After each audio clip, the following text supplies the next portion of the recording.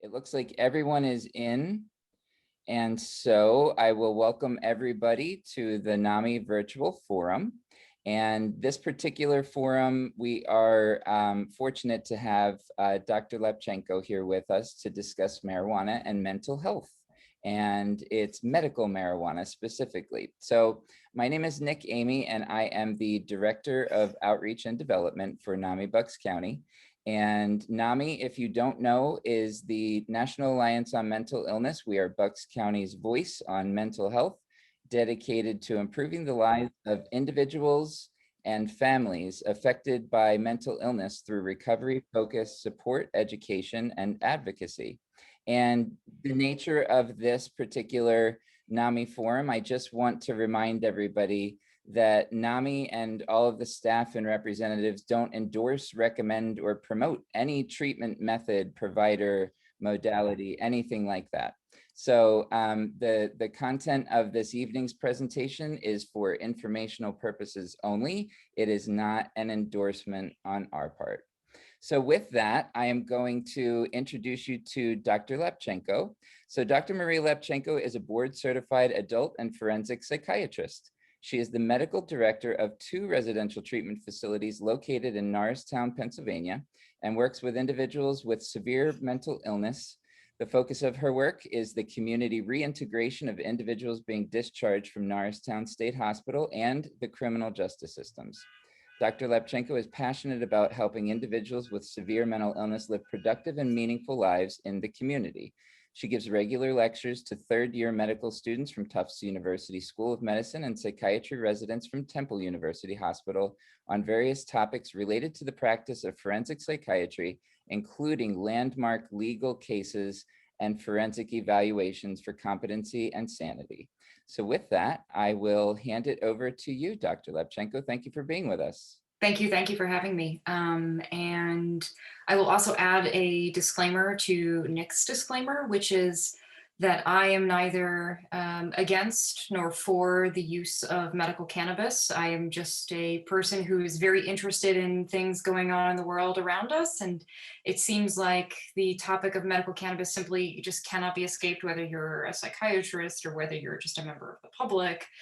So I figured I'd present the data that I think is most relevant to this discussion to hopefully generate some interesting dialogue. So I had initially given some variation of this talk to during a grand rounds at Case Western Reserve University in Cleveland, Ohio, where I was completing my fellowship. And it was more geared towards people who might find themselves in a position where they're actually recommending medical marijuana. So PAs, NPs, psychiatrists, primary care physicians, internal med docs. But I modified it so that perhaps maybe it's applicable to other folks, not those that are just potentially looking to prescribe it. I will admit that I am not certified to prescribe medical marijuana, and I will sort of explain the reasons behind that. So I do not have any disclosures, no financial interests. So like I said, it's impossible to sort of escape the idea of medical cannabis or recreational cannabis, whether you want to or not. And, you know, if you've ever driven down 95 in the direction of downtown Philadelphia, it's every billboard is for medical marijuana or the jeweler Steven Singer. I don't know what that's about, but like everything's marijuana related. And if you go to any gas station, you'll find CBD containing products. You go to Whole Foods and you go into their health food section and you'll find CBD containing compounds. So sort of whether you like it or whether you agree with it or not, it's kind of around us. And in Bucks County, I believe that there are 3 dispensaries, the most recent of which is Liberty, which is in the top right corner there, that opened up not long ago. So I'd like to generate some sort of discussion about, you know, what thoughts are about medical marijuana. So I'm hopefully this presentation will accomplish a number of things. I'll explain the history of marijuana just because I think it's fascinating from a historical perspective, and also sort of explain why it has come to be the way that it is in current law and pop culture and things like that. I will review the research. You know, that's kind of the bread and butter of what I do. I'm a psychiatrist. I make diagnoses based on research. I provide treatment based on research. and evidence base. And so I will talk about what the research is regarding medical cannabis and its use in the treatment of psychiatric conditions. And I put that in italics there because it has a lot of indications for medical things. It's kind of outside the scope of this presentation for me to talk about that. It's just not my wheelhouse. So I will defer to somebody who knows more about medical issues and medical cannabis. And then also I will sort of briefly explain the process of obtaining a medical marijuana card in the state of Pennsylvania, because we have legalized medical cannabis in 2016, and there are more and more sort of dispensaries opening, and so it's becoming more relevant.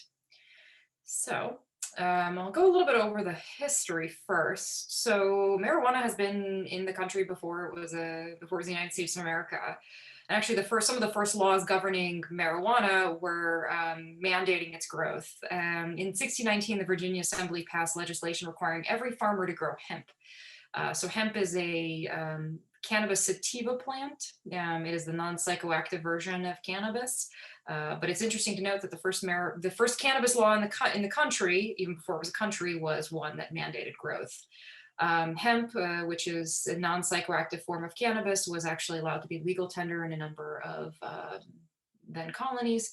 In the late 19th century, it was a popular ingredient in many medicinal products. It was sort of sold as the panacea. It would cure everything from childbirth psychosis to gonorrhea to stomach aches to toothaches, whatever.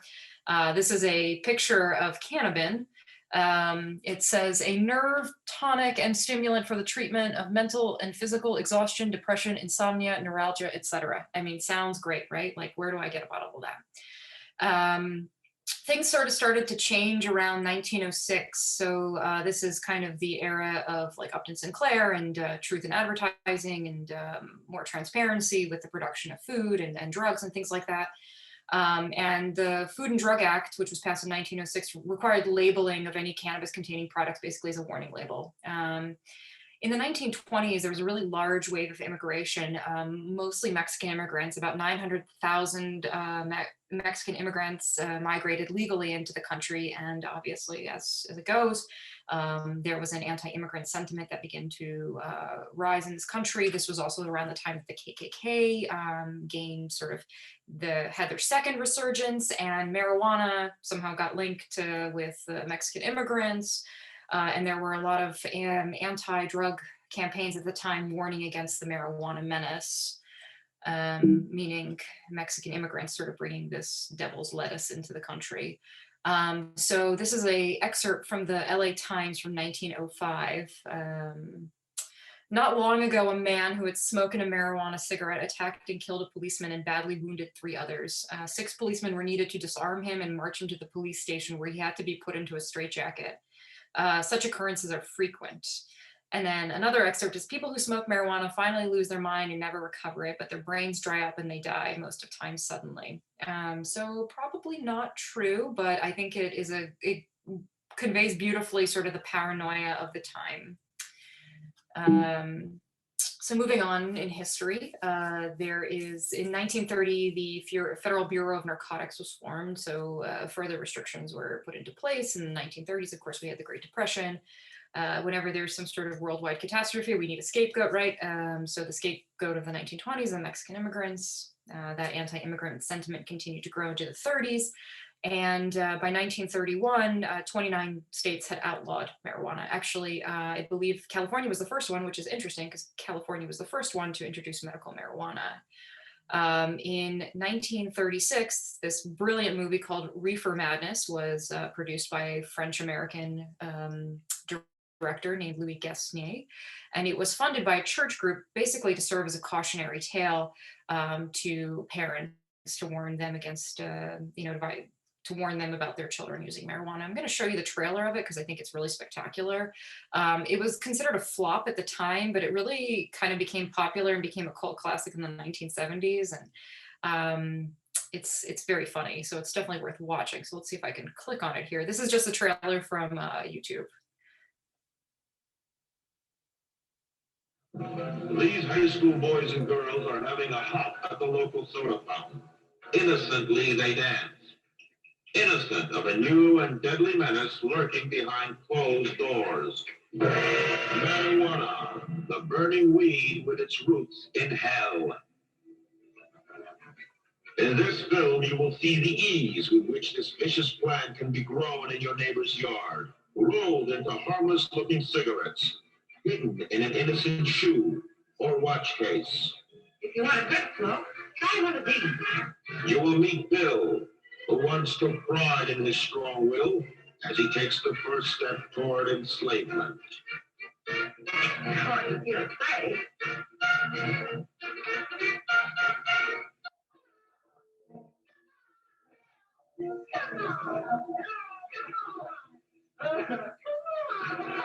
Smoking the soul-destroying reefer, they find a moment's pleasure, but at a terrible price. Debauchery, violence, murder, suicide, and the ultimate end of the marijuana addict. Hopeless insanity.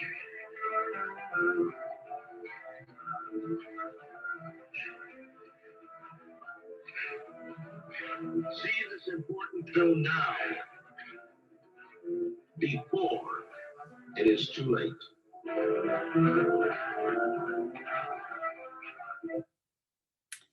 All right, so that's like sort of a perfect example of just, you know, what is pure fear mongering. It's a piece of, like I said, well, propaganda, and it certainly served the purpose, since there was this already anti sort of marijuana and sentiment. This, you know, solidified it in the minds of the public that it was not something, not good.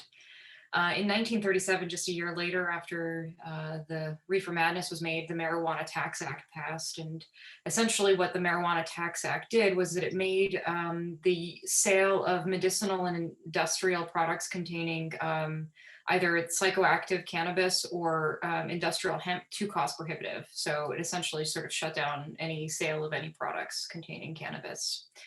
In 1951, there were minimum penalties imposed for first offense for marijuana possession, anywhere between 2 and 10 years, which is just so extreme.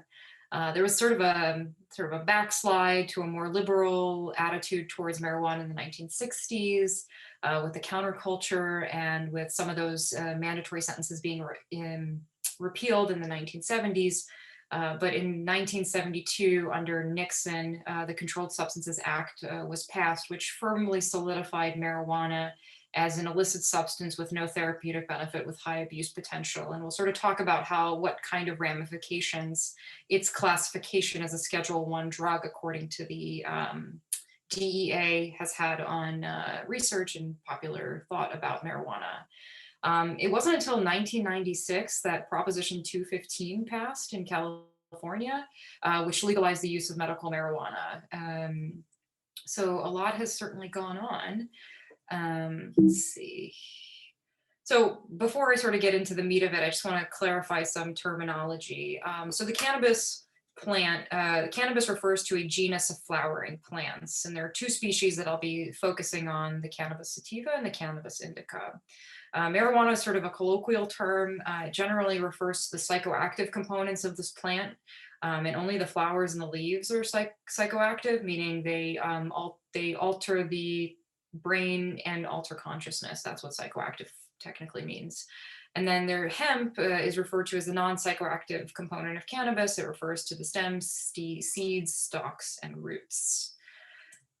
So the cannabis plant, it's composed of 483 known compounds, 66 of which are cannabinoids. So cannabinoids are unique to the cannabis plant. They're not found in any other plant, any other animal species. They're unique just to cannabis.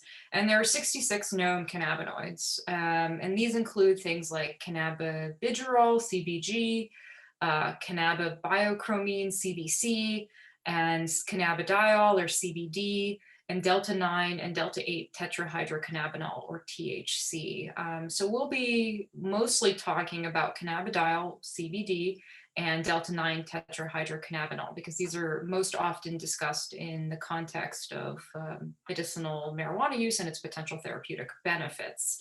As you can see sort of from the breakdown here, there's a number of other compounds, obviously. Only 66 of the 483 known compounds are cannabinoids.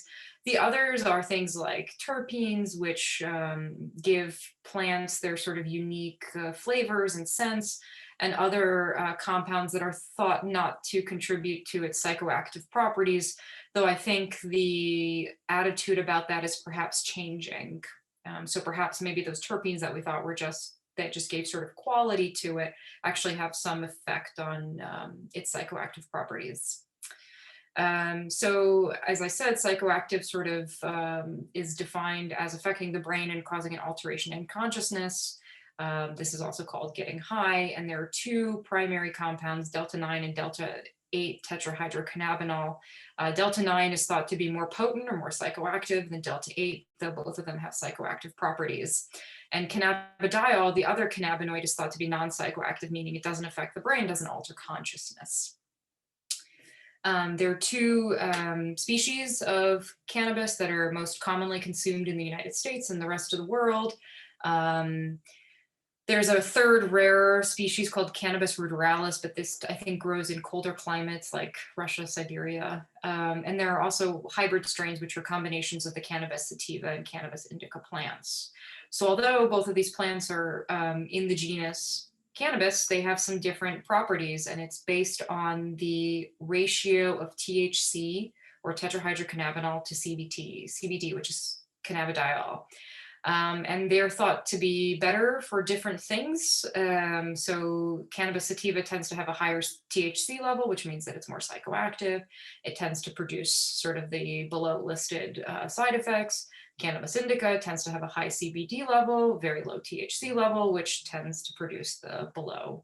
And obviously hybrid strains are hybridized to produce some desired effect, which is a combination of those listed there.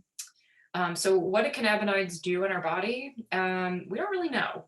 So there is this endocannabinoid signaling system, and the first endocannabinoid was discovered in 1988. So we don't know very much about this system. We do know where it's located, which is it's in the central and peripheral nervous system. So presumably it does something very important because our nervous system is important. And it may be involved in a number of very important critical functions, including fertility, fetal development, immunity, pain, sensation, mood, and sort of the list goes on. And we don't really know the extent of what it does, and we don't know if we're actually right. So endocannabinoids refer to endogenous cannabinoids. So our body produces cannabinoids on its own, and there are a number of these. One of them is called anandamide, 2-arachidonylglycerol, 2-arachidonylglyceryl ether, and sort of the list goes on. There's a number of these. And they act at endocannabinoid receptors, which are here, right? So endocannabinoids, we have this receptor, we have these endogenously, meaning our body produces these, but some cannabinoids, this is supposed to say from marijuana, also act on this same endocannabinoid signaling system that we have throughout our nervous system. And there are also synthetic cannabinoids that we'll talk about, like spice and K2. I'm not sure if you guys have a problem with that in Bucks County. And there are also synthetic cannabinoid medications that we'll talk about a little bit later.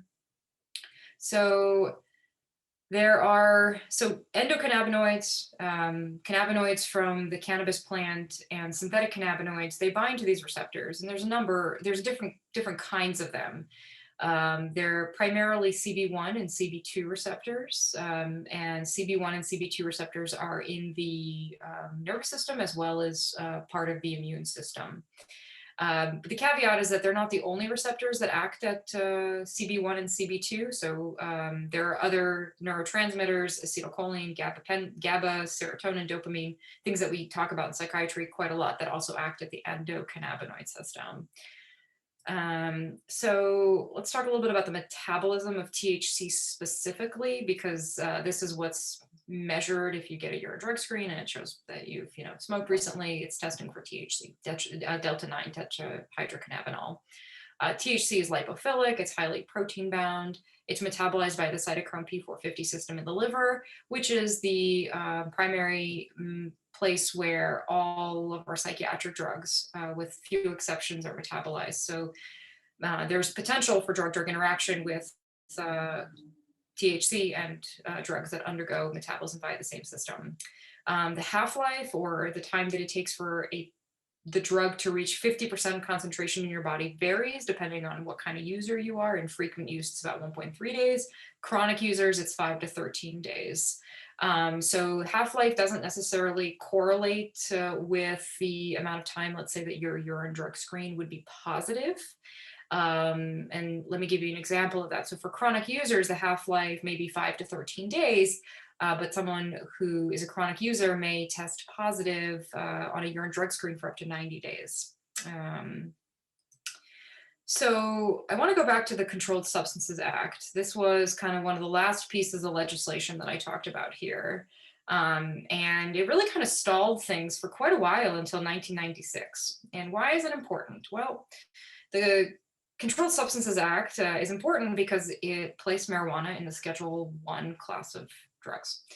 These are drugs that have high abuse potential, no currently accepted medical use and treatment. These include things like heroin, cocaine, methamphetamines, etc.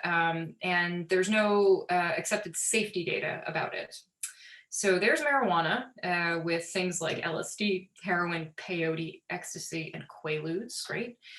Seems kind of out of place there. In comparison, drugs that we know have high abuse potential, things like opioids, are Schedule II.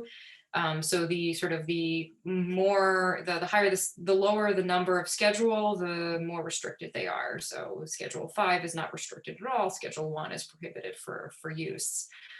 Things like benzodiazepines that we think of being as potentially being pretty addicting, or Schedule IV. So it's interesting that it's in the Schedule I class. There are some FDA-approved cannabinoid-containing products on the market. So there are medications that are cannabinoid derivatives, or synthetic. They're not derived from the plant, but they're made in a lab. They have very narrow indications for use. So Epidiolex is one. It's the most recently approved one. It was approved in 2018, and it's approved for several rare childhood onset seizures, like intractable seizures. There's also dronabinol that's been on the market since the 1980s, and it's got a couple of indications. Chemotherapy induced nausea is an indication, as is AIDS-associated weight loss.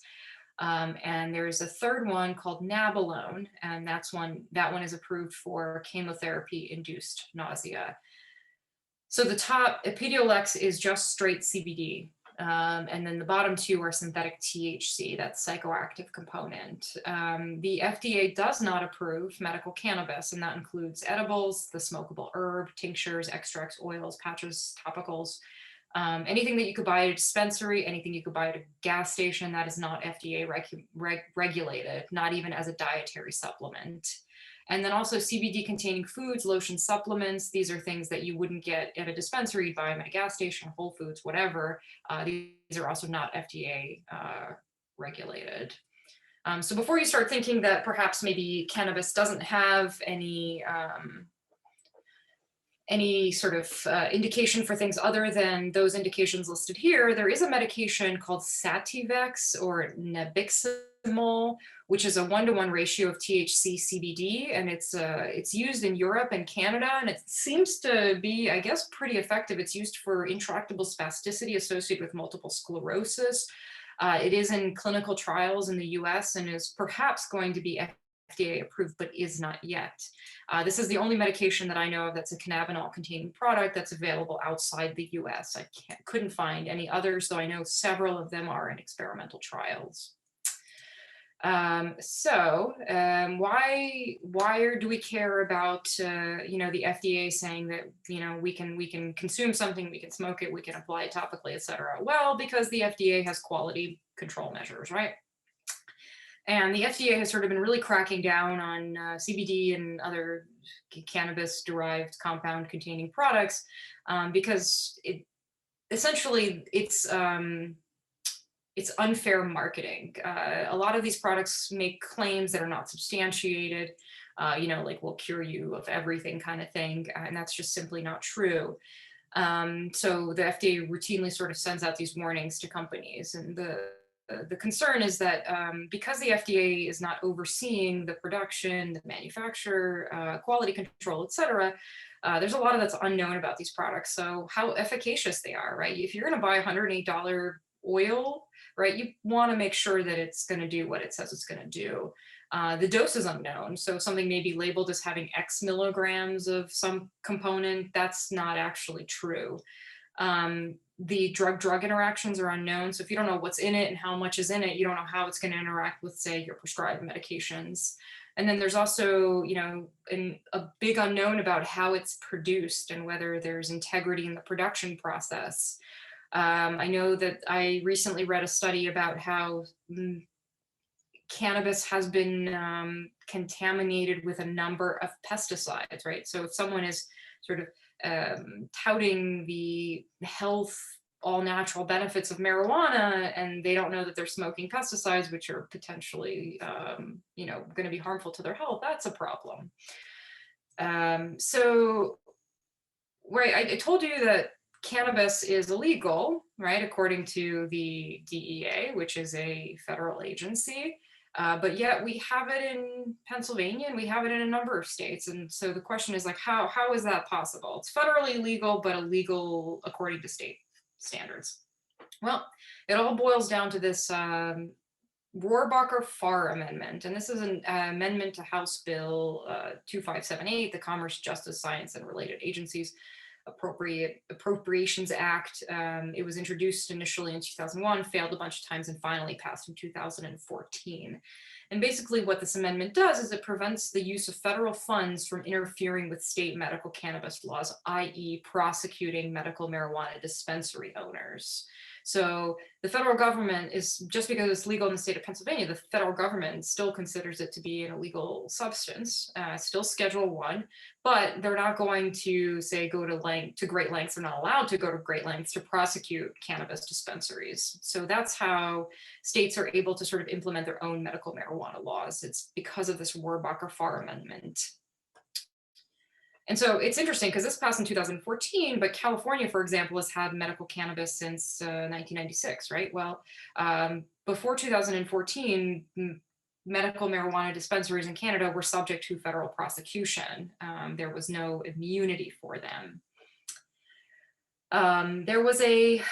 So I think it's important to talk about sort of how this all started, how we went from 1972, the Controlled Substances Act, and it being a Schedule I drug with high abuse potential, no therapeutic benefit, to Canada passing Proposition 215 and making medical marijuana use legal.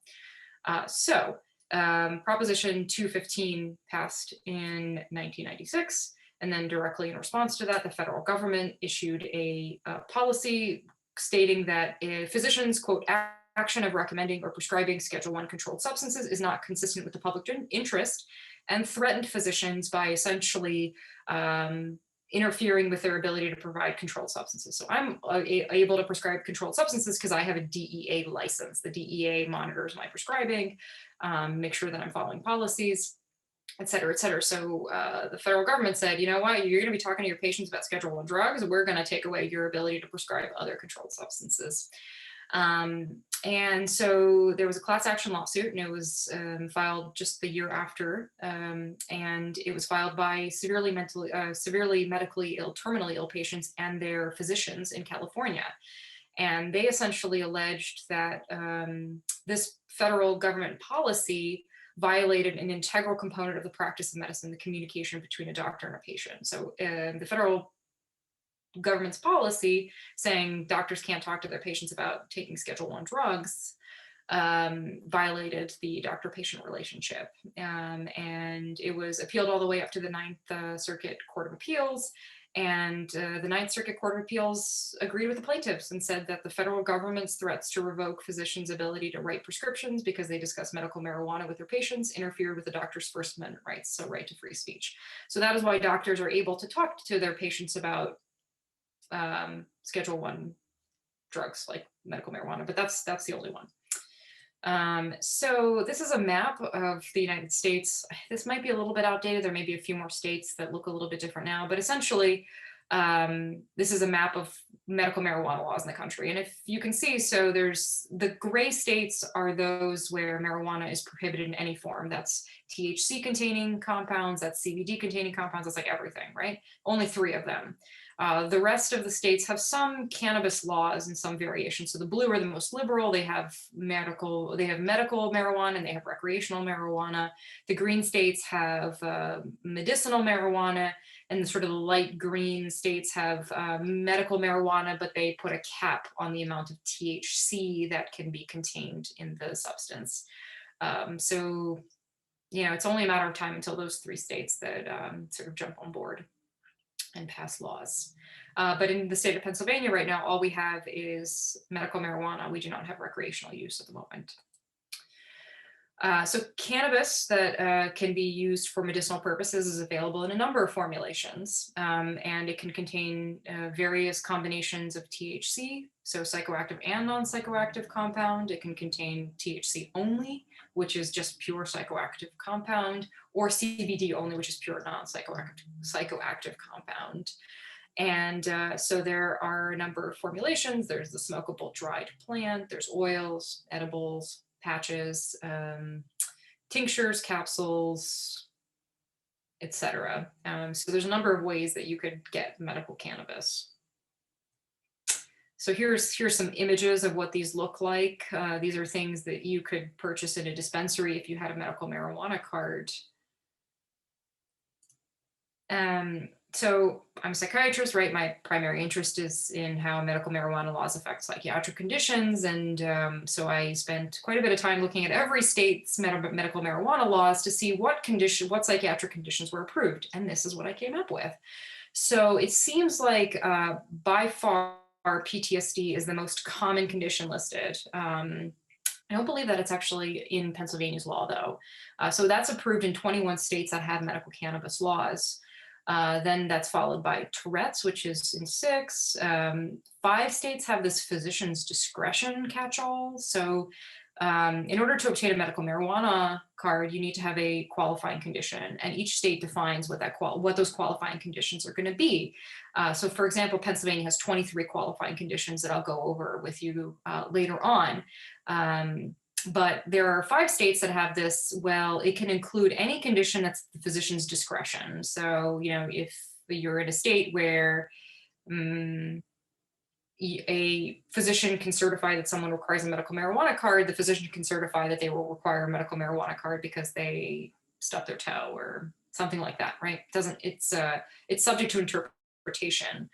Autism, with or without self-injury, is approved in 4 states, including the state of Pennsylvania. Opioid use disorder in 2, including Pennsylvania. If treatment with other medications is contraindicated for some reason. Anorexia and Nervosa in 2, and anxiety in 2, including Pennsylvania.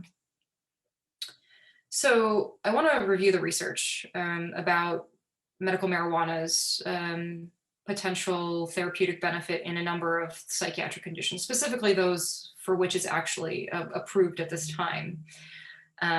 So that includes PTSD, Tourette syndrome, autism, opioid use disorder, anorexia nervosa, and anxiety.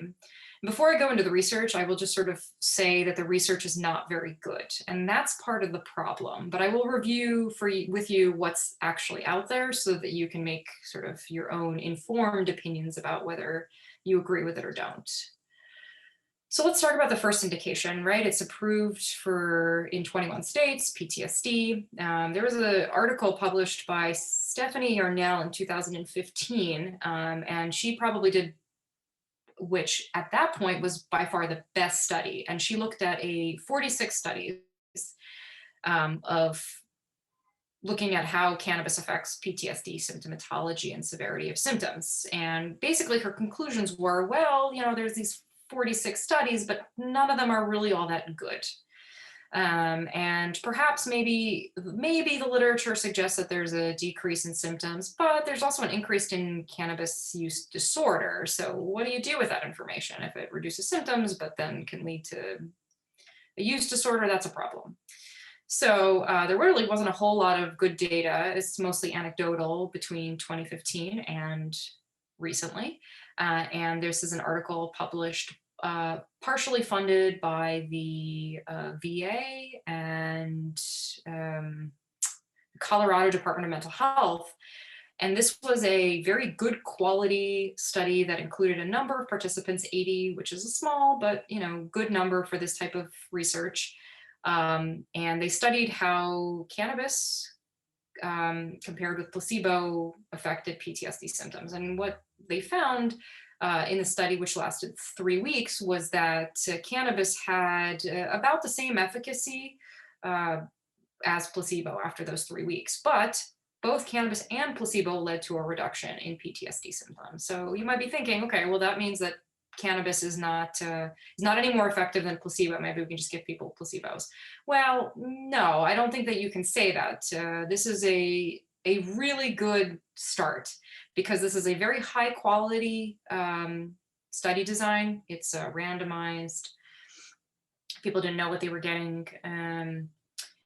And it's fairly large, it's 80 people, and it shows that cannabis can be tolerated, which is, I think, probably the biggest impact of this study, is that it's pretty well tolerated, right? We don't want to prescribe a medication that might be effective, but can't be tolerated, right? And it also shows that the concentration of THC doesn't matter, because in addition to comparing cannabis versus placebo, they tested 3 strengths of cannabis. So high THC, high CBD, and 1 strain that had sort of a equivalent milligram dosage of THC and CBD. So that's, it's a good start. It is not by any means conclusive. Let's move on to cannabis and Tourette syndrome. So there is this great meta-analysis. So meta-analysis is like if you were to rate the type of studies based on quality, a meta-analysis would sort of be the Rolls-Royce of studies. Like, you want to see meta-analyses because basically a meta-analysis is taking a whole bunch of studies and comparing them to one another and seeing whether effects are true and not just the result of chance. So this Whiting et al. Meta-analysis was funded by the National Health Service, the public healthcare system in the UK.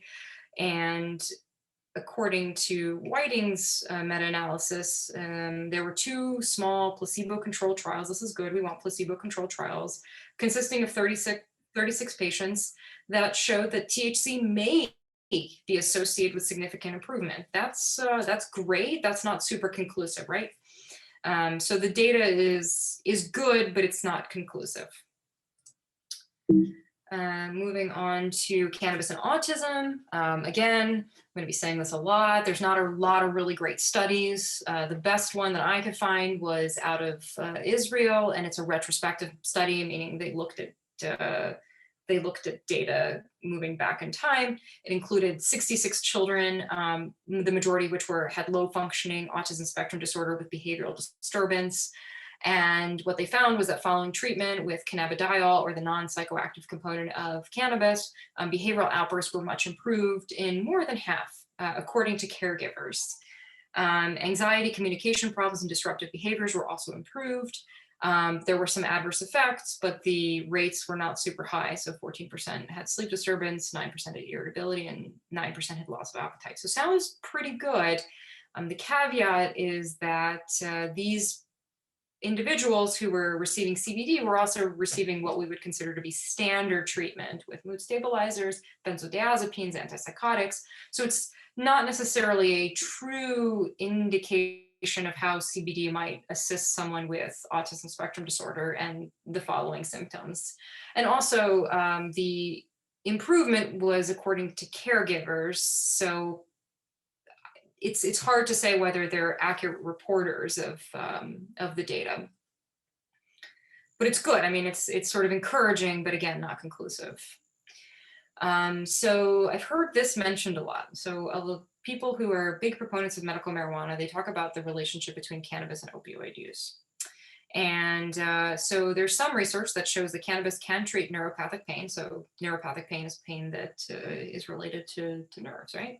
And if it is helpful for treating pain, it may replace opioids for pain relief, right? Because opioids are dangerous, they're addictive, they can be fatal in overdose, etc. But the studies that show that cannabis can be effective for neuropathic pain are short, and have low power, meaning they have few participants in them. So it's not clear whether we can sort of generalize this finding to the population at large. And there is also some research that shows that cannabis can attenuate or lessen the severity of opioid withdrawal symptoms. So I've also heard people talk about how in states with medical cannabis laws, the rate of opioid deaths is lower. Well, that is true, and it is also not true because it depends on which study you're looking at. There's a lot of conflicting data about this. So most studies will show a decrease in opioid-related outcomes, but a NIDA study showed increased opioid use among cannabis users and more opioid-related deaths. So I guess it depends on what you read, right? According to a 2018 article study, there were fewer opioid prescriptions for Medicare Part D recipients living in states with medical marijuana laws, but it's not clear whether it's the medical marijuana laws that led to the fewer opioid prescriptions or what, because correlation doesn't mean causation. Both things are true, but it's impossible to link the two without additional information. So cannabis and anorexia nervosa, what is, we know that cannabis sort of gives everyone the munchies, right? So it makes sense that it would be effective for the treatment of eating disorders, right? Especially people who struggle with in poor appetite, don't want to eat because of body image issues. Well, there was a study published in 2013. And by the way, anything in research, like if it's older than 5 years, it's kind of out of date. So the fact that I'm talking about things from 2013 as being the most relevant data, that's not super good. We want to see a lot newer stuff. So this study from 2013 was a good quality study. It was fairly small. It enrolled about 25 women with anorexia nervosa, and they received dronabinol, which is synthetic THC. It's not FDA approved for the treatment of anorexia nervosa. It has indications only for chemotherapy-associated nausea and AIDS-associated wasting. And they received dronabinol for 4 weeks, and they looked at two primary outcomes, right? So does dronabinol work for increasing body weight, and then also for body dissatisfaction scores on an eating disorder inventory? So the results of the study showed that there was a small but significant weight gain, 7.73 kilograms versus the placebo, i.e. not dronabinol. They got it like a sugar pill, but there was no change in the body dissatisfaction scores. So the study is limited because of the few number of participants, the short duration, and it's still not clear whether this small but significant amount of weight gain is, one, maintained, and two, leads to improvement in the condition itself, right? Because anorexia nervosa is more than just having a low body weight. So the data is, again, interesting, requires more information, but promising. So cannabis and anxiety, right? So in Pennsylvania, anxiety is a qualifying diagnosis for medical cannabis. According to that meta-analysis that I talked about earlier from England, the Whiting et al., there was not a whole lot of data. There was one small, good trial of 24 participants that was evaluated with social anxiety disorder, not generalized, not panic disorder, but social anxiety disorder. And the result of that one study indicated that CBD, 600 milligrams single dose versus placebo, was associated with a greater improvement during a simulated public speaking test. Limitation here is obviously that it was only studied in social anxiety disorder. So perhaps maybe folks with generalized anxiety might respond differently, but we don't know because we don't have the data. So people will say that marijuana makes their depression better. I don't know, that's anecdotal. According to this meta-analysis, all of the studies that studied cannabis and depression were not very good. And there was a couple studies that were also not great, looking at the effect of psychosis, the treatment of psychosis in cannabis. And they compared CBD, which is the non-psychoactive component of cannabis, with amisulpride. It's an atypical antipsychotic that's not available in the US, but available in the UK. And they found sort of no difference in mental health outcomes between the treatment groups. So CBD was not more effective than what is considered standard treatment for psychosis and antipsychotic medication. So again, not great data, but possibly, I mean, there's possibly some benefit.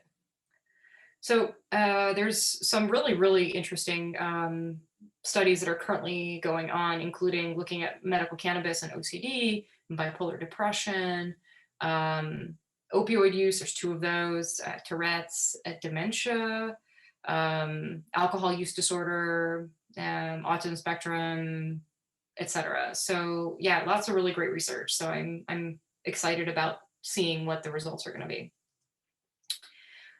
So marijuana is often described as being the gateway drug, right? And there's obviously a risk with more lax medical marijuana and recreational marijuana laws. Is this going to lead to increased use among youth? And it's not entirely clear, but I think we can extrapolate the answer to that question by looking at monitoring the future data. So the monitoring the future is this huge study. It's been ongoing since 1975. It's enrolled like 50,000 participants. And they enroll like high school age kids, like 50,000 of them. And so the results of looking at the monitoring the future data suggest that medical marijuana laws have little to no impact on teen marijuana use, alcohol, or drug use, which is good, right? It's kind of what we want to see, especially if we are moving in that general direction.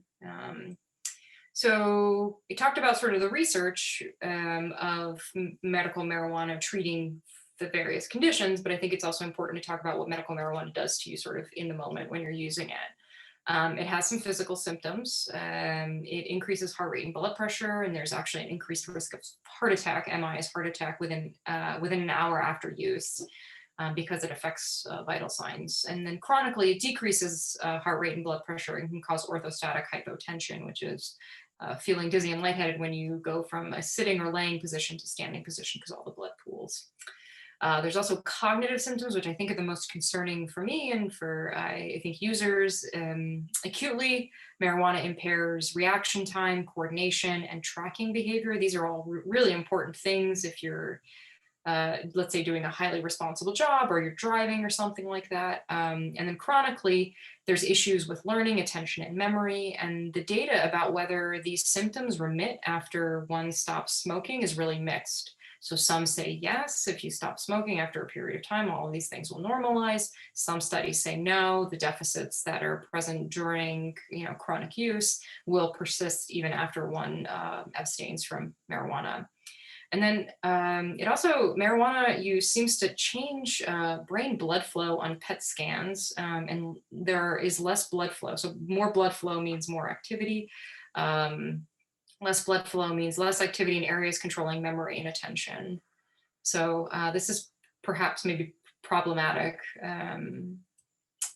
So, obviously the thing that I'm most concerned about is the relationship between cannabis and the risk of psychosis. And we sort of know that marijuana use early on in life and late adolescence, early adulthood, that seems to increase your chances of going on to develop a psychotic illness. So where does that sort of fact that everyone seems to know derive from? Well, it derives from this 1987 article published in The Lancet, a very respectable journal. And it was done in, I want to say Sweden. Yeah, Sweden. And it was a 15-year longitudinal study. So they recruited a bunch of people and then they studied them for 15 years to see what their outcomes was. This is amazing, amazing. And they had 45,000 participants, huge. And they were all like adolescents who were in the Swedish army. And 274 of them, or 0.6% of them, were diagnosed with schizophrenia. And 7% of those who were diagnosed with schizophrenia admitted smoking cannabis more than 50 times. And so when you sort of distill that down, what it showed was that individuals who smoked marijuana more than 50 times were 6 times more likely to develop schizophrenia. And that's even after controlling for other variables like childhood conduct issues, socioeconomic status, alcohol use, and family history. So like other risk factors, perhaps. So it seems that using marijuana is an independent risk factor for development of schizophrenia, but in that sort of adolescent period. And it has to be sort of pretty severe use. So let's talk a little bit about Pennsylvania medical marijuana laws.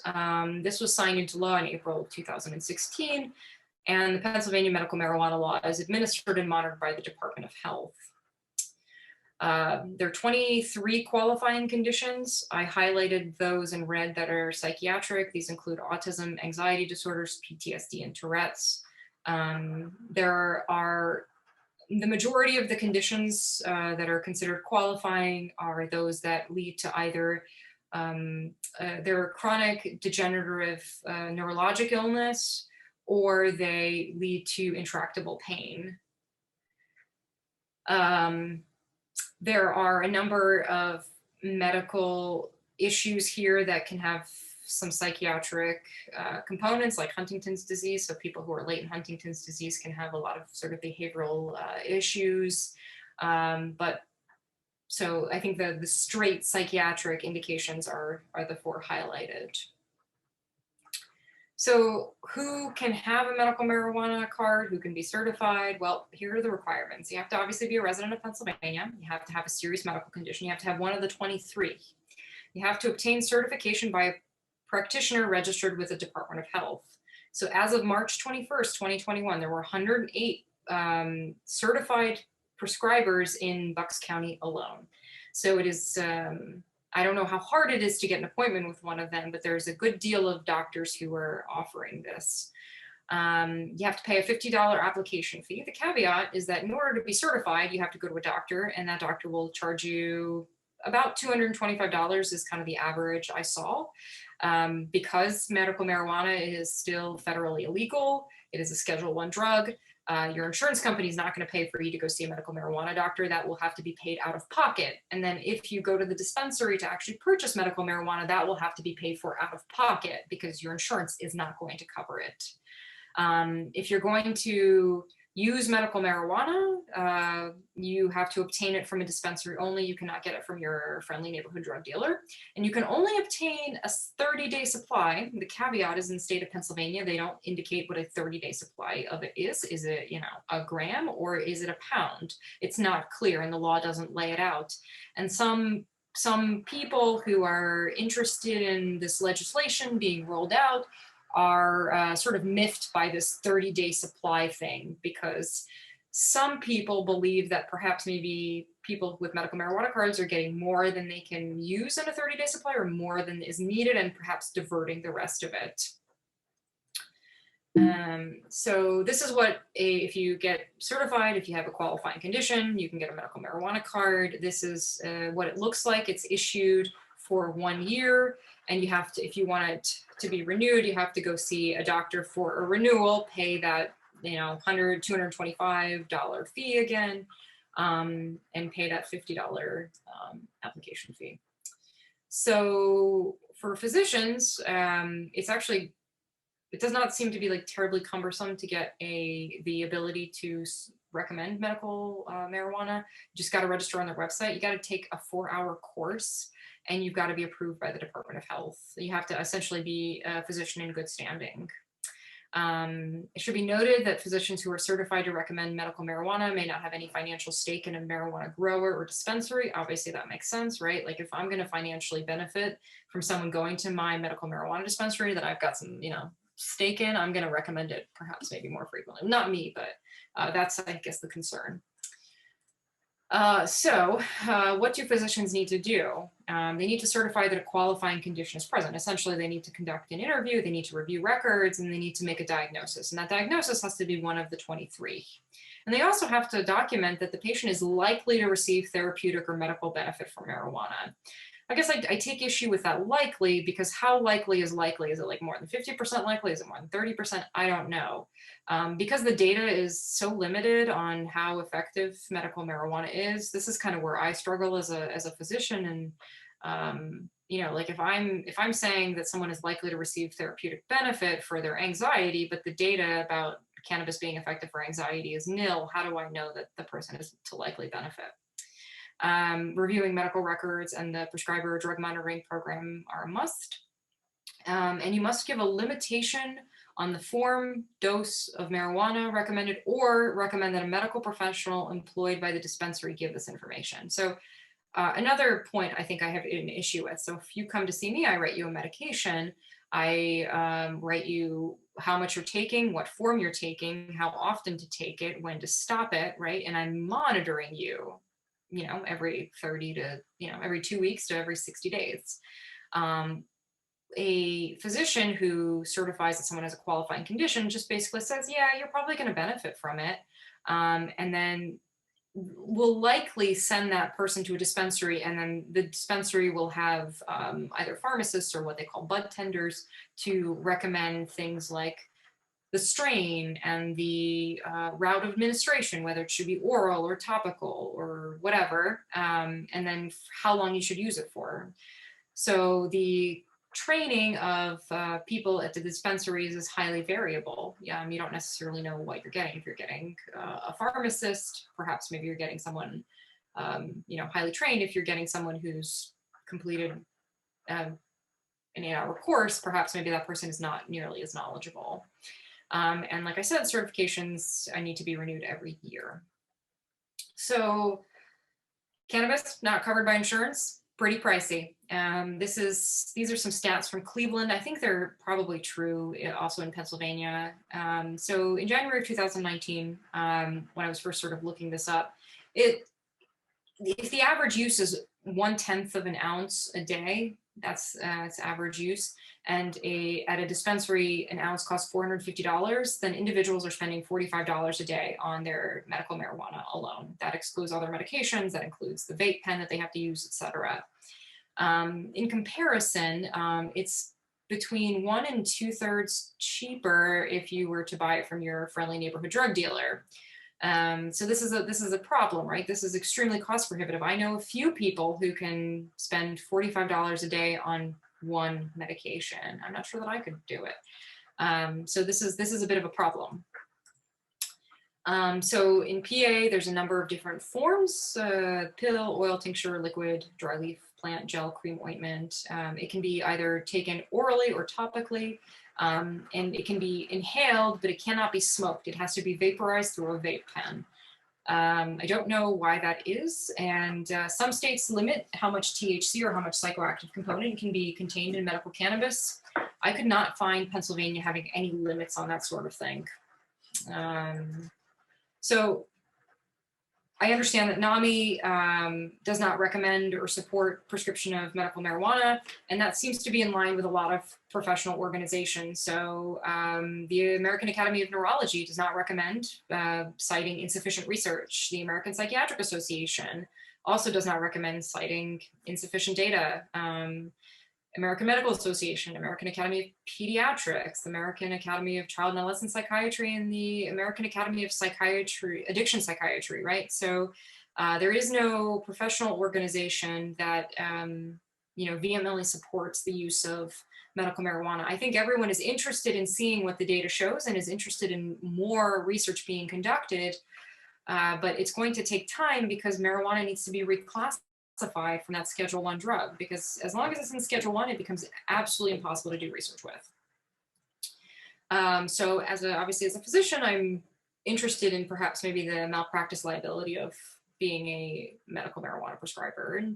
And truthfully, it probably is pretty hard to be sued for medical malpractice because of recommending medical marijuana, because you're not technically prescribing. You're not saying you go home and you smoke X number, or you vaporize X number of times, this dose, whatever. You're just basically saying, yeah, you have the anxiety disorder, or you have something else that's a qualifying condition. And then you're sort of saying, yeah, I think they can benefit from it because there's maybe some data about it.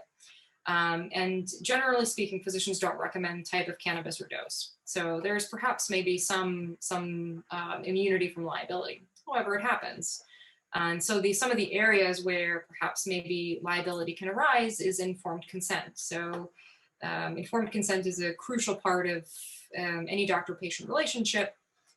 Informed consent must be given before any medication is given out, and it requires physicians to inform patients about the risks, the benefits, and the alternatives of the intervention they're proposing, treatment, surgery, whatever. And the problem is that because of lack of FDA approval, lack of research, its Schedule I classification, its potential for adverse effects, including cognitive side effects, it becomes really hard to sort of know what to tell your patients, because like if science doesn't know the risks of use, then how can you possibly inform your patients of it? It becomes a problem. Because we also don't know anything about drug-drug interactions, like it could very well interact with another drug that's metabolized by the cytochrome P450 system. We don't know. And then also, some things that are not, within the control of physicians, like for example, knowing the purity, the integrity of the product that people will be using. So if your doctor says, yeah, you can have cannabis, you go to the dispensary, you get cannabis, it's laced with like some pesticide and you become sick. It's hard for the doctor to have sort of warned you about that. And there's obviously risk of addiction that becomes problematic. So another area of potential liability is the scope of practice. So if cannabis is outside your area of expertise, right? So I don't know, should a urologist be prescribing medical cannabis if it's not at all related to what they're doing, if they're not treating sort of chronic cancer patients that might be prescribing it for pain that's refractory to opioids? Should they really be prescribing it? I don't know. So there have been a number of sort of pretty high publicized cases of physicians having their licenses revoked or surrendering them. One example is a Maine OBGYN who surrendered his medical license for prescribing cannabis to male patients. Why he was seeing male patients, I don't know. But this would be outside his scope of practice, right? Standard of care, so that's another area of liability. So if you're, not following the state regulations to a T, it could actually, impact your ability to practice medicine outside of whatever medical marijuana practice you have. And it can also create issues with DEA licensure. So if you're sort of cavalier about recommending medical marijuana or keeping improper records, the DEA can come and sort of ding you and revoke your ability to prescribe controlled substances. This is one I'm particularly interested in, but the liability associated with harm to third parties. So for example, you recommend medical marijuana to somebody, they use it before work, there's some work accident, someone gets injured, and then you get sued for, the injury that happened. Physicians have been held liable for not warning about potential driving hazards with prescription medications in the past, so it's not that unreasonable to assume that it could potentially happen in the future, though it hasn't yet. There could be psychosis and delirium that result from taking psychoactive compounds that could result in death. And there's also a potential for children to gain access. If you folks have seen pictures of like edibles, they look very delectable. They look like gummy bears. There's essentially no way to tell except they just happen to come in much smaller packages. So if a child were to, get into them, take a super therapeutic dose of THC or CBD and suffer some consequence, you could potentially be liable for that. So it was a challenge to find medical malpractice cases where physicians were sued for their medical marijuana recommending, not prescribing. This was the best case that I could find, and it took place, I can't remember, somewhere, maybe California. Yeah, California. 21-year-old was struck and killed while walking along the highway. Post-mortem revealed that he had cocaine, alcohol, and marijuana in his system. And he had a medical marijuana card at the time. The family sued his primary care practitioner who recommended medical marijuana, alleging that he had no medical condition that would qualify him for a medical marijuana card. So it's happened. The outcome of this case is not known. So presumably it ended up in a settlement. Here's another article. It's called Dr. Marijuana's license suspended and he has to shut down his practice. This is from 2019, and this is Dr. Anthony Anzalone, who was accused of indiscriminately prescribing medical marijuana to large groups of people that he met in hotel conference centers. So not a great thing to do, and he lost his license to practice medicine. And then this is an article, I think particularly egregious case. California doctor loses license after prescribing cannabis to a 4-year-old. So yeah, that is absolutely not standard of care. Apparently the child was throwing tantrums. I don't know 4-year-olds who don't throw tantrums. So I guess there's some issues that I'd just like to summarize with recommending cannabis. It's not FDA regulated either as a prescription medication or a dietary supplement, which means that there's essentially no quality control measures done by some outside agency. That means that the dose that you're getting, the quality that you're getting, you can't be sure that there's no adulterating substances in there, et cetera. These are all problems. The state laws and not federal laws regulate manufacturing, dose consistency, and cleanliness. So depending on how sort of intense your state is with regulating its medical marijuana industry, that could be very strict or it could be very lax. And it just seems kind of unfair to the consumers. Obviously, side effects, we don't really know about side effects because we really haven't studied medical marijuana, so that's a problem. Drug-drug interactions are a problem, and obviously the risk of diversion is a problem, meaning people getting medical marijuana cards for legitimate medical purposes, but perhaps maybe diverting their cannabis to other people who don't necessarily need it. I mentioned this already, doctors, when we prescribe medications, we tell you what dose to take, we tell you how long to take it, and we tell you all that stuff. With medical marijuana, that doesn't happen. So you just kind of say, yeah, I think you could benefit from it, and that's it. Cannabis is prescribed by dispensary employees who are required to take a 4-hour training course. I think that's according to some news articles. So perhaps maybe some dispensaries have much more stringent requirements for their employees. It's hard to find that kind of information online, unfortunately.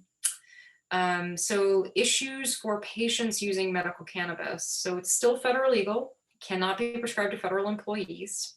There's issues with employment. So a lot of workplaces are, quote, drug-free zones, and they don't make exceptions for medical marijuana. And so, for example, in Ohio does not require employers to accommodate marijuana use and possession. So if you use marijuana, you use it 4 times a day, and 2 of those times you're at work, you're out of luck. You're not going to be able to use it because you're in a drug-free zone. And if your employer terminates you, you're not going to be able to, there's not going to be any recourse for that. It's also forbidden in schools, and I'm not talking about just like elementary, middle, and high schools, but I'm also talking about college. So if you're, a college student wants to use medical cannabis, they may be prohibited from doing so if they're living on campus or if they're in classes when they need to use it, and that's a problem. Potential prosecution is an issue. So impaired driving, just about a year ago, 11 months ago, Pennsylvania passed a new law that said that people with medical marijuana cards who are using it legitimately and appropriately, if they are pulled over for drunk driving, having a urine drug screen that's positive for THC will not mean an automatic DUI. Until June of 2020, that was the case. No matter whether you were whether you used on Monday and now it's Friday, if you're driving and you're pulled over for suspicion of drunk driving or driving intoxicated, and you get sort of wrangled into going to the emergency room and they collect a urine sample from you and you test positive for THC, even if you're not showing signs of intoxication, that was an automatic DUI. Fortunately, that's changed. I think that's a good thing that's changed. But it's not clear to me whether they're using sort of minimum cutoff THC limits. So below a certain level, you're good. Above a certain level, that's a DUI. You may be, so although medical cannabis is legal in the state of Pennsylvania, being in possession of drug paraphernalia like a vape pen, which is what you need to use your medical marijuana properly, because you can't smoke it, it needs to be vaporized if you're using the smokable herb, that's still a minor misdemeanor. So like that seems silly, that needs to change. And I think laws are slowly catching up and sort of going where they need to go. And interstate travel with marijuana is totally prohibited, and you could get charged with a federal offense if you happen to be driving across state lines, accidentally forget that you've got your marijuana in the car, etc. So some conclusions here. Yeah, there's some research, it's not very good. Some initial studies are promising, but high quality data is lacking. And there's insufficient research about potential drug-drug interactions and the long-term effects of cannabis use, especially the cognitive effects, memory, attention, learning, things like that. And then the liability concerns regarding medical cannabis prescribing have yet to be elucidated fully. So these are my citations. This is in Ohio, and now I will hopefully take some questions from anybody who may have them. Yes, so we have quite a few. Okay. Dr. Lapchenko. So this is being recorded. So if you can't stay on or stay awake, that's okay. I will post this to our YouTube channel and share it on social media. I completely understand. First thing I want to just let everyone know before we get into the Q&A is that the Drug and Alcohol Commission in Bucks County has provided us with a few resources for further reading, and they are posted on our website. And I will place that link in the chat. And they are toward the bottom of the page underneath the biographies and everything like that. So if you want to read more about it, they are on our website and you are free to download those. So thank you to the Bucks County Drug and Alcohol Commission for sharing those with us. And Maria, if you would stop sharing the screen so that I could see if anybody raises their hand. There we go. Awesome. Yeah. All right. So if you do have a question and would like to come on, just raise your hand. But I will go through the ones that are in the chat right now.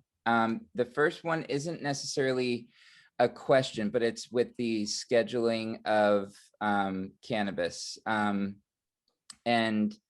is it technically, do you think, out of place to be a Schedule I drug? And for some people, it seems to be highly addictive and problematic. Well, I think it has to be reclassified if we're going to do any research on it. Mm-hmm. So does it have the same addictive potential as like other Schedule I drugs? I don't know. I don't know how it compares. With that said, I think it tends not to be as dangerous as the other drugs. Mm-hmm. And then there was a point raised in a private chat to me that we're seeing some folks who are in residential facilities and recovery houses who are lured by the fact that it's called medical marijuana and it's prescribed to want to try that. So people living in recovery, I lived in a recovery house. Mm-hmm. Living in a recovery house implies that you're trying to get clean and sober. So mm-hmm. the want or the need or the availability of medical cannabis being prescribed, and knowing that it does have potential to alter your mm-hmm. senses and everything, and then leaving a recovery house because of that. Do you think, the question at the end was, do you think that it's misleading to call it medical marijuana or medical cannabis when technically, as we saw tonight, it's not really prescribed by a physician? Yeah, I mean, that's kind of where I struggle. I think probably a different term would be better, because I have heard the same thing from like many of my patients. Like, they've very irate when I tell them they can't have their, marijuana that they get legally in the community in the treatment setting. I do think that I think that it can be misleading, because I think it is used, that sort of that medical piece is used as justification. Well, I get it from a dispensary. It's just like any other drug, except it's more natural. It has fewer side effects, whatever. So I think perhaps maybe relabeling it as something else would be potentially beneficial. Mm-hmm. I've experienced folks in our groups and everything who leave recovery houses to get their medical marijuana card. It's disheartening. It really is. I think so my understanding is that in order to participate in mental health court, it's the issue of having a medical marijuana card is a little bit complex. So some will allow you to have a medical marijuana card, use medical marijuana responsibly. But in the state of Pennsylvania, that does not seem to be the case, in Bucks County specifically. So they seem to take sort of a hardline approach. The courts do not look favorably upon that. And that's just based on a cursory search in some Philadelphia Inquirer article that I read. It could be completely wrong, but that's what I've heard. So it's not just medical marijuana interferes with people living in recovery houses, but could potentially interfere with their participation in mental health court or some sort of other, let's say, diversion program or treatment program, things like that. Well, in Bucks County, I know for sure that you can't receive services from our base service units and things like that. It disqualifies you. So it is a problem, and I do think just from my experience with the public in Bucks County, it's been misleading for them, and you know, I think it's really enticing. It's okay if we see your dog, by the way. We love him. I don't know what he's doing down there. What are you doing? What are you doing? So in your experience, I know Raina asked the question, and I know that you touched on psychosis as the result of marijuana use. Yeah. But is there any, in your experience, you know, a clear link with psychosis and marijuana use, especially in schizophrenia? She wants to know. And she specified the THC CBD mix. Yeah, I mean, so obviously higher THC containing compounds, meaning higher concentration of the psychoactive component, they are more likely to induce psychosis. And yeah, I mean, this is obviously anecdotal, but I have seen a number of individuals, actually probably a third of the patients that I've treated with psychosis have had their symptoms like exacerbated by marijuana use. So I do see that a lot in clinical practice, and I know that my colleagues would say the same thing, and I would venture guess and say that some of their experiences would sort of put their experience at greater than 30%. Yeah, and it is a struggle, right? It's hard to treat psychotic illness, and sometimes marijuana use is such a barrier. And when I worked in the court clinic in Cleveland, you know, I would see folks who were charged with criminal offenses that they committed in the context of a substance-induced psychotic episode, and it was tragic because they were not criminals. They were good people who just were very ill, you know, very psychotic from their cannabis use. It's, you know, if this mother came to you and said, my adult child lives with schizophrenia, wants to begin medical marijuana use, I mean, if this were in practice, I mean, what would you say? Is that okay to ask? Or sure. I mean, I don't see why not. Okay. I mean, I would advise against it, because we know that there is this link between marijuana and psychosis, but also because we know so little about marijuana, and you know, perhaps maybe a low CBD strain would be okay, but we don't know that. And at this point, I would worry about it doing sort of more harm than good to that individual. So I would advise against it, but yeah. Okay. That's fair. Then another question was, and thank you, by the way, for answering these. Sure. What does the research show on addiction/dependency with medical marijuana use? There's not a whole lot of research about that. There's not a whole lot of research. There is one, so the PTSD article, Stephanie Arnell, I think in 2015, there seemed to be some good perhaps data about the fact that it reduces symptoms, but also that it can lead to problematic cannabis use. So the data is not great about it, but I think we can sort of all guess that it would probably there would be an increase in the rate of cannabis use disorders. Absolutely. And you know, if people in Pennsylvania and other states can get essentially as much as they want as carte blanche, then, you know, they could be using excessive amounts and sort of justifying it that it's for medical use. So yeah, I think that is a big concern. One of the most troubling things in all of this to me personally was the 4-hour training. Well, that's for the physicians, yes, and exactly. I mean, if your physician had 4 hours of training, would you trust that person to do anything? Yeah. Uh, Except fill out paperwork. I wouldn't. I mean, I don't necessarily, if I go to a pharmacy and want recommendations about a vitamin, I ask the pharmacist and not, so it is troubling. What are, if any, are the adverse side effects of CBD only by itself? Do you know? So I don't, that's a good question. I mean, I think it can probably have the same effects on cognition and memory. Slowed reaction time, which is perhaps maybe a problem for driving.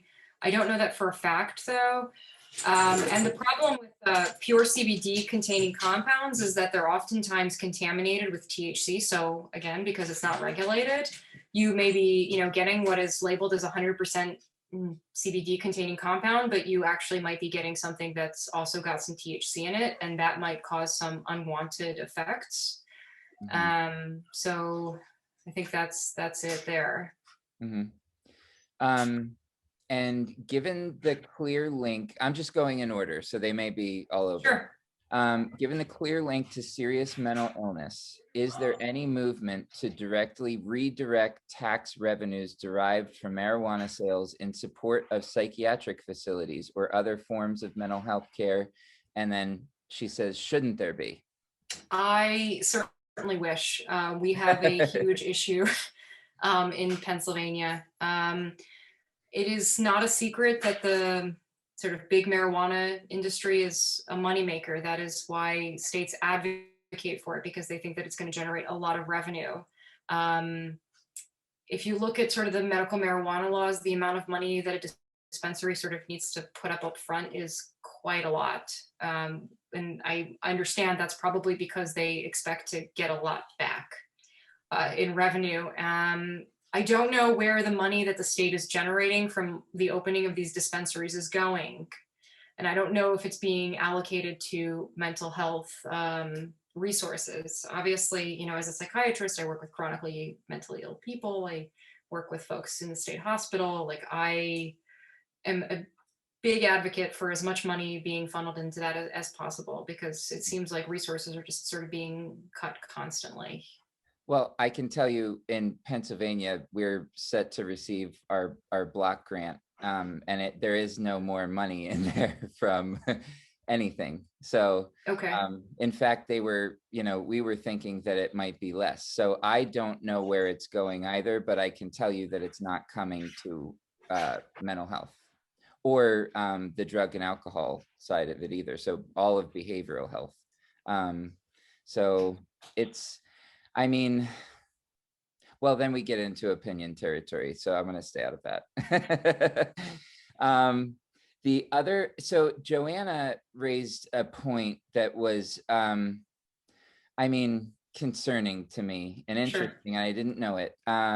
If you have an access card, if you have PA access, you don't have to pay the $50 fee associated with getting a license. Yeah, I mean, you can have you can submit like waivers to have that fee waived, but I am unaware of any way to waive that $225 initial certification fee, and then obviously the exorbitant fees for the marijuana from the dispensaries. Gotcha. So, I mean, if it's quite a bit of money. The private chat asked, do you worry, is what it says, but do you worry about the possible risk of people picking marijuana up on the street if they're not able to get a medical marijuana card? Is that a concern? Yeah, I mean, certainly. I've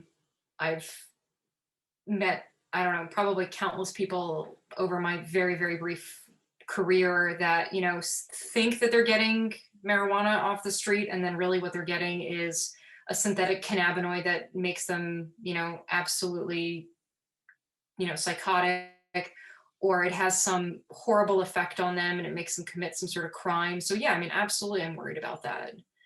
And, what are people going to do? If they really think that medical marijuana works for them and they have to pay $45 a day, and that's... That's really tough. Yeah. Technically, you shouldn't, right? But like, who's monitoring that? Yeah, it's concerning to me in the way that we have people who are working to, you know, make sure that we have safe communities, that people are safe, that they're working against that kind of thing happening. And you know, it worries me too. It does. So next question is, does medical marijuana / CBD contribute in any way to the body's endocannabinoid system? Contribute. Well, it acts on the CBD receptors. So it acts at the endogenous cannabinoid system. So we don't exactly, because we know about this endocannabinoid system as of like 1988. We've known about it for like 32 years. We don't know very much about it, but yeah, I mean, it acts at that system. Yeah. Okay. And that was every question that I had. Oh, let me just make sure. Oh, another one. Why are they allowing doctors of every kind being allowed to issue the card? I don't know. I don't know. Well, because I would assume that it's because there's a number of conditions that are approved. So 4 of them are psychiatric. The majority of them are neurologic conditions. Some of them are pain conditions. So if you look at the list of physicians that are like certified by the Department of Health to recommend medical marijuana, it runs kind of the gamut, but it seems to be primarily internal medicine, family medicine. Strangely, well, not strangely enough, there's very few psychiatrists on the list. There's a couple addiction psychiatrists in Bucks County that I saw, but I don't know why it's open to everyone. I mean, it's strange, but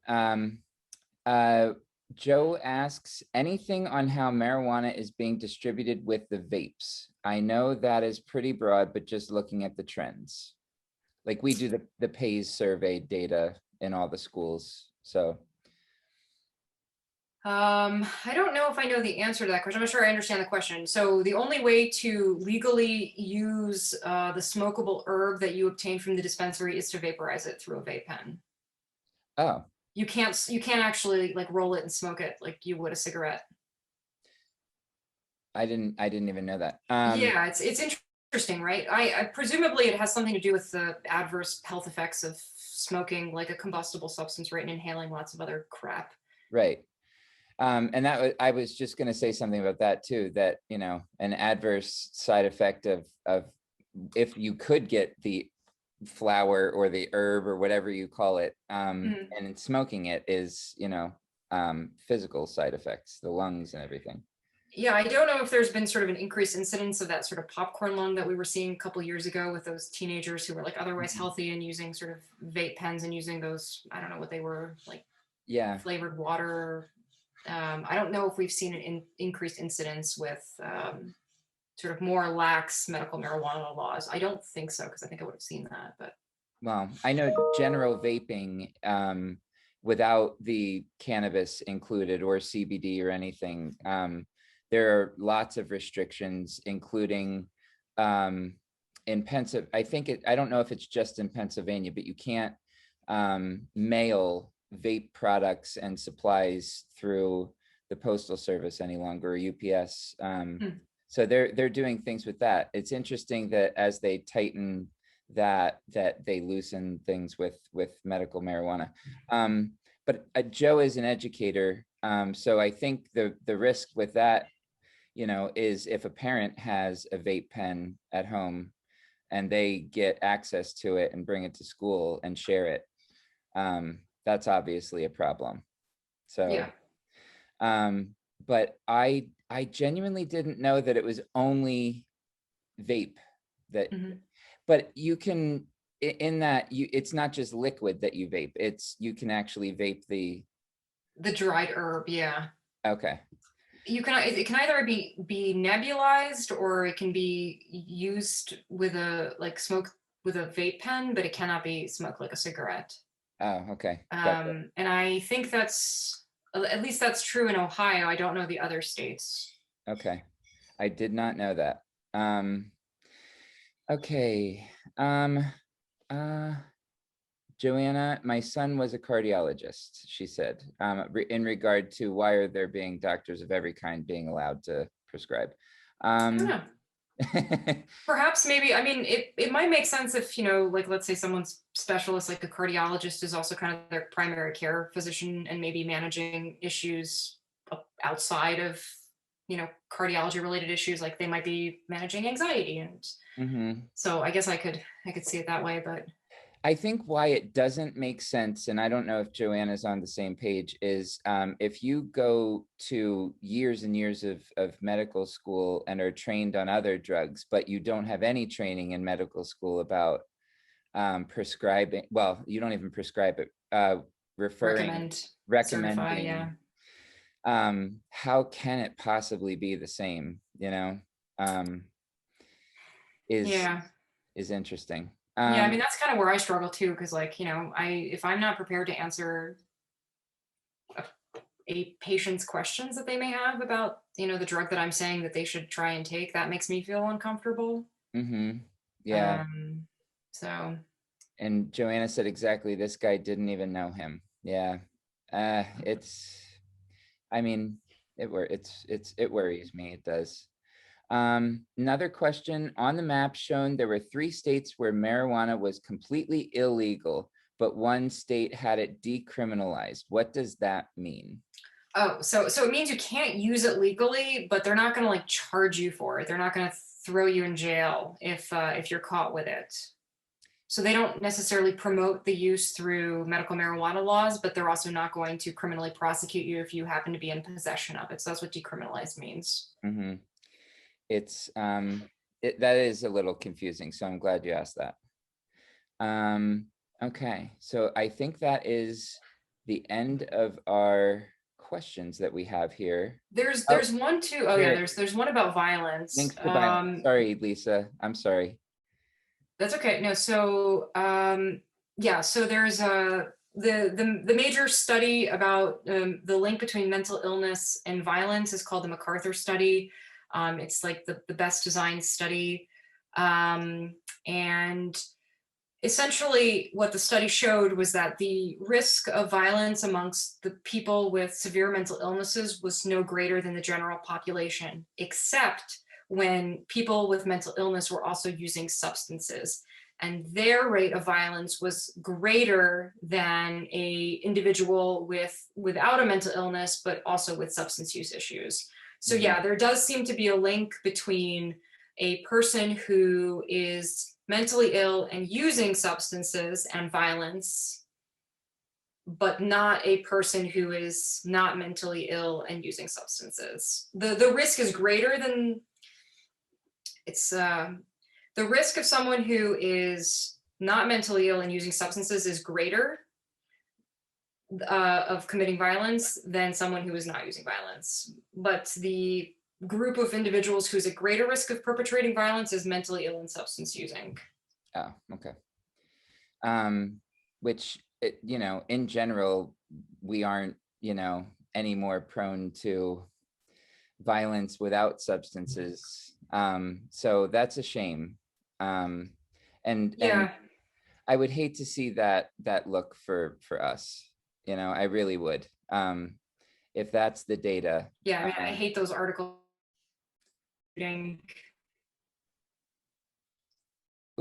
I think you're freezing a little bit, Dr. Lapchenko. Oh, sorry, I don't know what that means. That's okay. You're good. Now you're back. And Lisa said, thank you. Okay. Absolutely. No problem. And that was the last question. I don't know how I missed that one, Lisa. I'm sorry. But that was it. If any last minute questions, definitely let us know. Definitely check out the website. I will put the link in the chat again. And then if you have any other questions as well, definitely pass them on, and I can pass them on to Dr. Lapchenko and get some answers for you as well. Hopefully, though, this isn't the last forum that we do together, Dr. Lapchenko. Yeah, absolutely. I got topics for days. Oh, very good. And all of you are welcome. Thank you for joining us this evening. Dr. Lapchenko, of course, thank you. I really